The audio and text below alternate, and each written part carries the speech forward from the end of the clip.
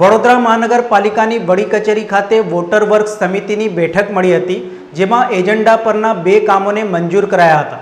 વડોદરા મહાનગરપાલિકાની વડી કચેરી ખાતે વોટર વર્ક્સ સમિતિના અધ્યક્ષ મહાવીરસિંહ રાજપુરોહિતના અધ્યક્ષસ્થાને મળેલ બેઠકમાં સમિતિના સભ્યો તેમજ પાણી પુરવઠા વિભાગના અધિકારી ધાર્મિક દવે અને અધિકારીઓ ઉપસ્થિત રહ્યા હતા।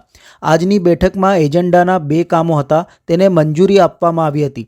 આ ઉપરાંત વડોદરામાં ઉનાળા દરમિયાન લોકોને પાણીની સમસ્યાનો સામનો ન કરવો પડે તે માટે તે અંગેની જરૂરી ચર્ચા વિચારણા કરી જરૂરી સૂચનાઓ આપવામાં આવી હતી। વોટર વર્ક્સ સમિતિના અધ્યક્ષ મહાવીરસિંહ રાજપુરોહિત દ્વારા એજન્ડાના કામ સંદર્ભે જણાવ્યું હતું, તેમજ પાણી મુદ્દે મીડિયા દ્વારા પૂછાયેલ પ્રશ્નોનો જવાબ આપ્યો હતો। પહેલું કામ જે હતું વોર્ડ 7 નાગરવાડા વિસ્તારમાં પટેલ ફળિયાની અંદર ખૂબ લાંબા સમયથી લોકો વખતથી પાણી કરતો હતો, તો નવીન બુસ્ટરને કામને મંજૂરી આપવામાં આવી, તેથી વિસ્તારના લોકોને પૂરતા પ્રમાણમાં પાણી મળશે। બીજું જે હતું બોરિંગ ટર્મિનલ જે આપણા આવતા હોય છે એનો લાવવાનું લઈ જવાનો જે ખર્ચ છે એ ખર્ચ પાડવાનો છે, એ અંદાજિત 15 લાખ રૂપિયાની આસપાસનો ખર્ચ વાર્ષિક જ્યારે આપવાનું કામ મંજૂર કરવામાં આવ્યું। એની સાથે સાથે જે રીતે ઉનાળાની શરૂઆત થઈ છે પૂરતા પ્રમાણમાં શહેરના નાગરિકોને પાણી મળતું એવી અધિકારીને સૂચના આપવામાં આવી। કારેલવાડ વિસ્તારની અંદર એક પાણીની ટાઈમમાં ભંગાણ છે, છેલ્લા અઠવાડિયાથી લોકો પરેશાન થઈ રહ્યા છે, એના માટે બિલકુલ એ બાબતે પણ અમારા એસઓડી ધાર્મિક ભાઈની મારફતે સાથે ચર્ચા કરી અને વહેલી તકે કામગીરી પૂર્ણ કરવામાં આવે નાગરિકોને પૂરતા પ્રમાણમાં પાણી આપવામાં એવી પણ સૂચના આપવામાં આવી। મગરવાડાના તાલુકામાં ઘણા 2 કરોડના ખર્ચે જે પાઇપલાઇન મૂકવામાં આવી છે, જોડાણ સુધી થઈ ગયું, અઠવાડિયા કરતાં વધારે સમય થઈ ગયો કે લોકો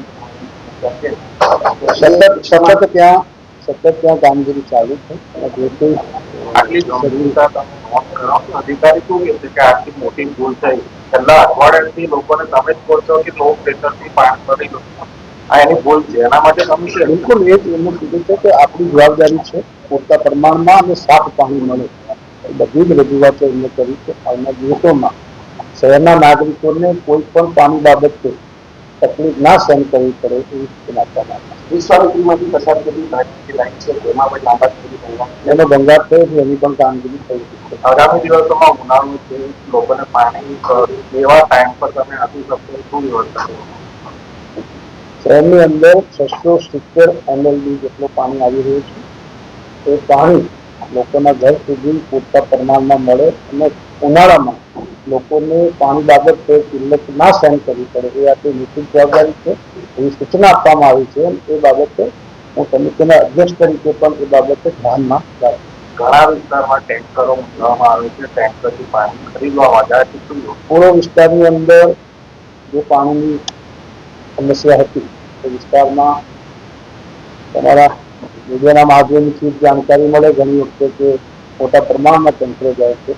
જ્યારે કંઈક પાણીની સમસ્યા હોય તો પાણીનો ટેન્કર પણ મોકલવાની આપણી જવાબદારી હોય છે, પરંતુ એ કામ વહેલી તકે પૂર્ણ થાય એવી પણ સૂચના આપવામાં આવી। દિવસ થઈ ગયા એવી એટલે મેં અઠવાડિયાનું કીધું છે કે અઠવાડિયાની નિરાકરણ સંપૂર્ણ આવશે, જેમાંથી 25-30% સુધારો ત્યાં સુધી અમે કરીએ છીએ। ગઈકાલે જ આનંદનગરમાં મોટી પાલિકામાં આવ્યું હતું, પીવાનું પાણી નથી થતું। બિલકુલ લોકોની રજૂઆત તો કરશે ને આપણને જ કરશે, કોઈ પાણીની સમસ્યા છે એનું નિરાકરણ કરવાની જવાબદારી વિભાગની છે એ પોતાની। નગરજનોને બધું પાણી પણ મળે, નિકુંતા બધું પાણી તમારે ધ્યાનમાં આવે તો મને ઘણી બતાવી કોઈ નવું આયોજન આવનાર દિવસોની અંદર પૂરતા પ્રમાણમાં પાણી મળે અને જે રીતે આપણા આગળ નિમોટા સરોવરથી જે નવા 150 MLD 50 અને બીજો 75 MLDનું પાણી દિવાળી પહેલા લોકોને મળતું થશે એ આયોજન છે। વોટર સમિતિના સભ્યોએ કેટલાય તમને પાણીની રજૂઆત કરી? એ જો કહું છું એક સમિતિમાં અત્યારે જે કોઈ ચર્ચાઓ ચાલુ છે, રજૂઆત કરી છે, રજૂઆત મારા માધ્યમથી મેં અધિકારીઓને ધ્યાન દોર્યું છે, જરૂર પડે એને આગળ કમિશનર શ્રી ચેરમેન શ્રી આ બાબતે કામ કરવામાં સતત આવતું હોય છે અને અત્યારે પણ ધ્યાન એમને દેવા